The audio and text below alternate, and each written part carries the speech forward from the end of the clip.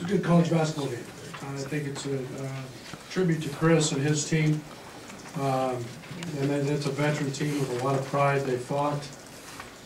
We jumped on them early, and they did what a good Big Ten basketball team does, and just fight back and made it interesting on us. But I liked our first half.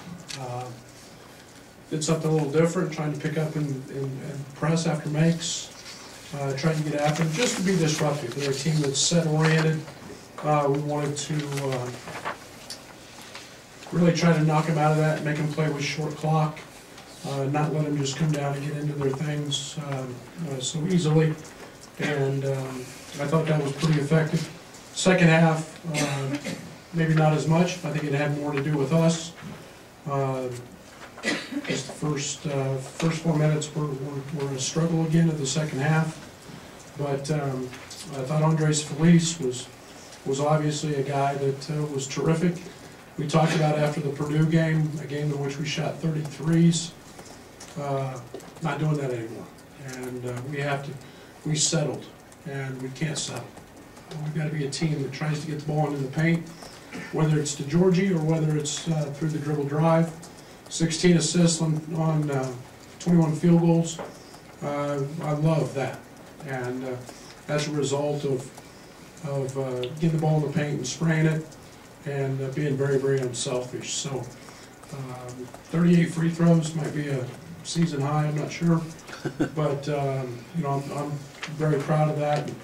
And, I think that the one thing that goes unnoticed is, or untalked about with anybody is Dre put 11 fouls himself on their team, and that's a huge number. I'd be challenged to see many guards that have done that this year. So great win, and excited to get back in the right column. And I thought we were good when we had to be.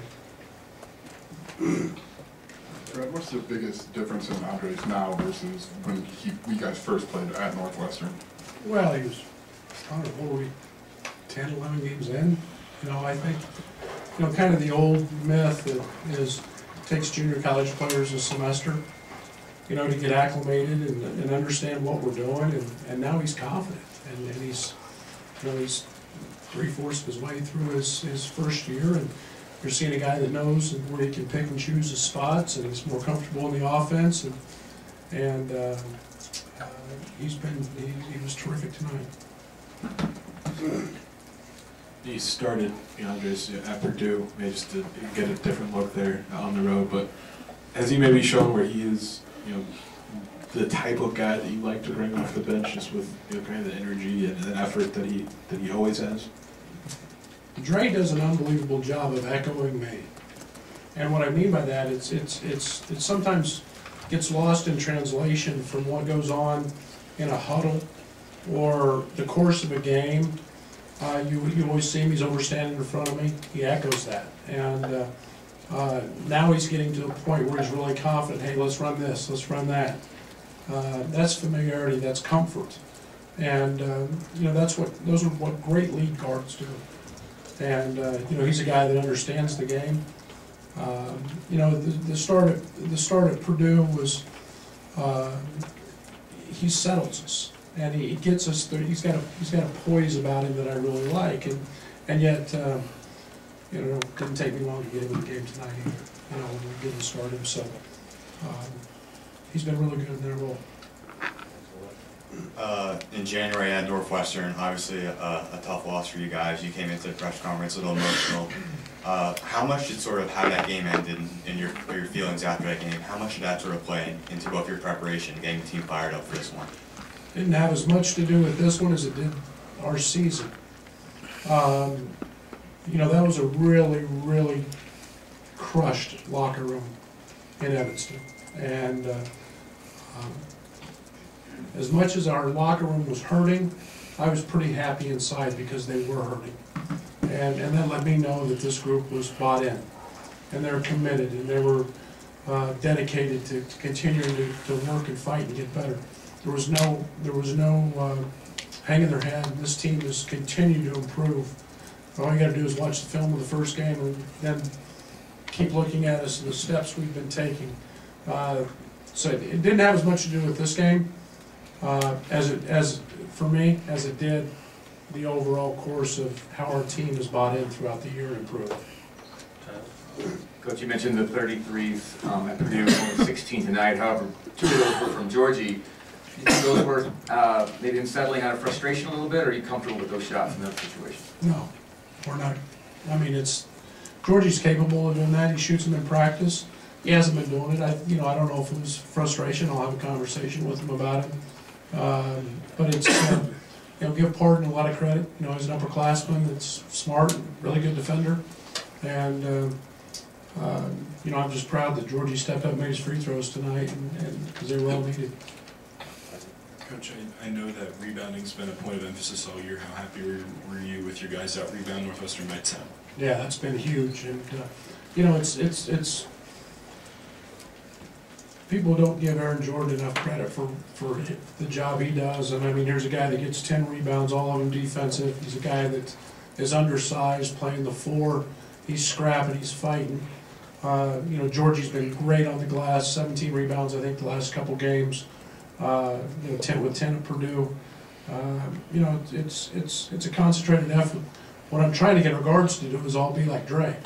Dre goes back and he's getting 5, 6, 7 every night, and we've got to get the other guys doing that.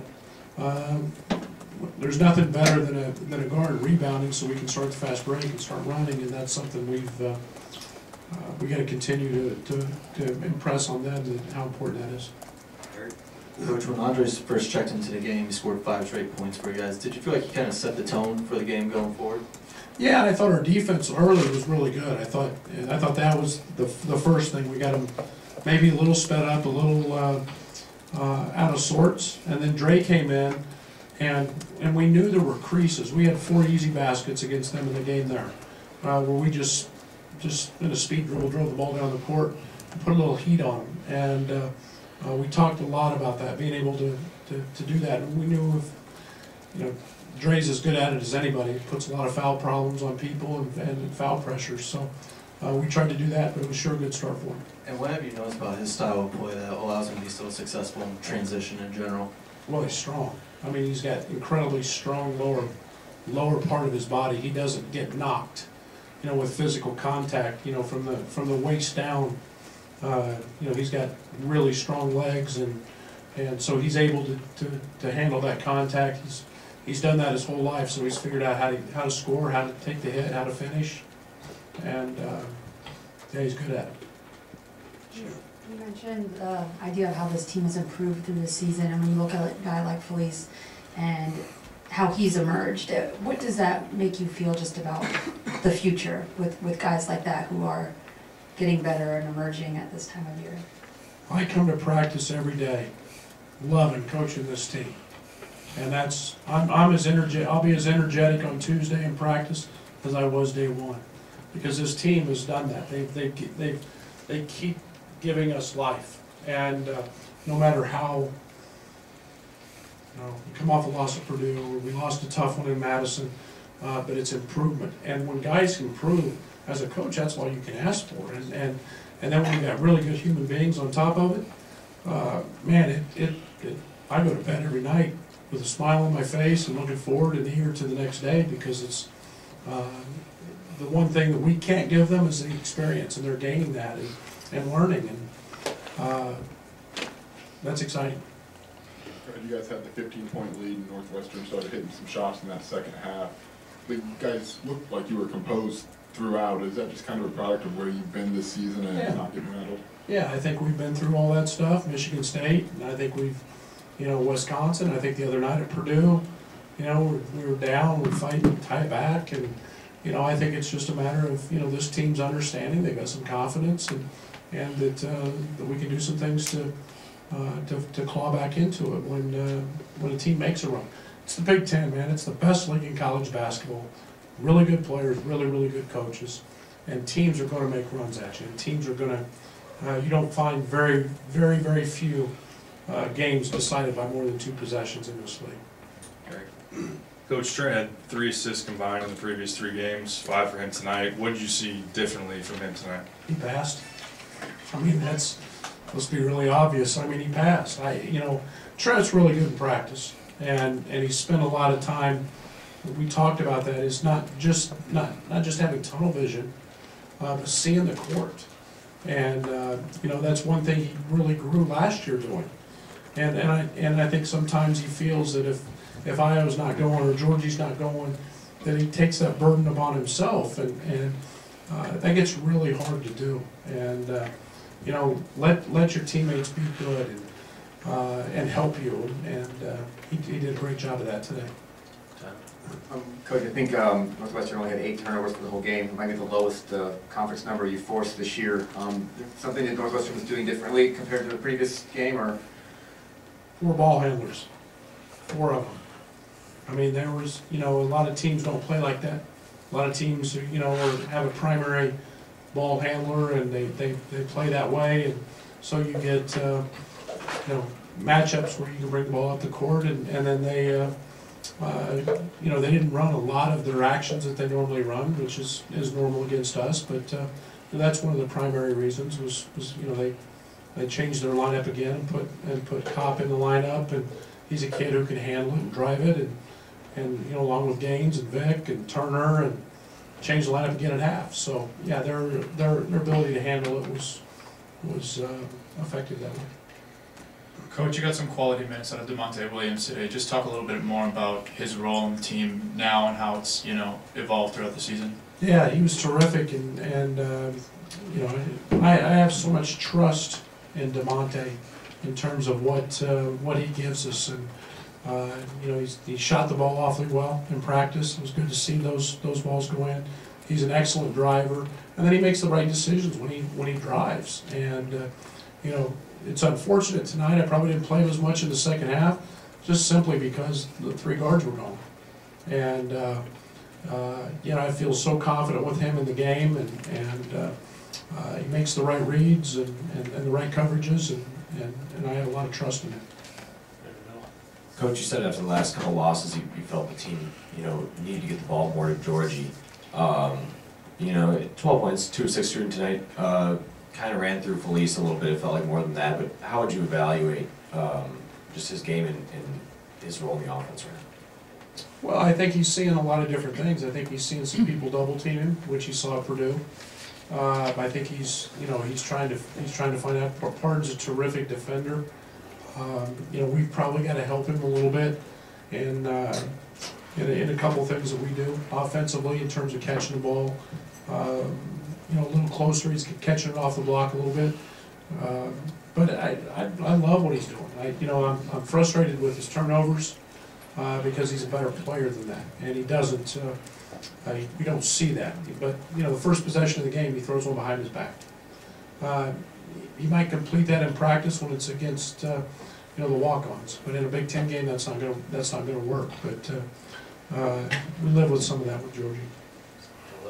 You talked earlier about the press defense. You guys came out in. Why did you come out in, and did you think it was effective throughout the game?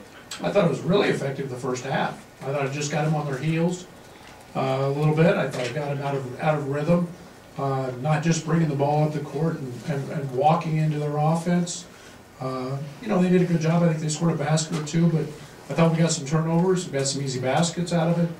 And the second half we went a little more straight man until late in the game. But I thought it was effective for the most part. Since inserting DeMonte into the starting lineup, it seems like him and AJ kind of developed a defensive chemistry similar to Trent and Io's. Just what kind of luxury is that giving you defensively to have those 2 guys, similar frames, be able to have that kind of versatility? Both those guys have to fight because they're undersized. Both.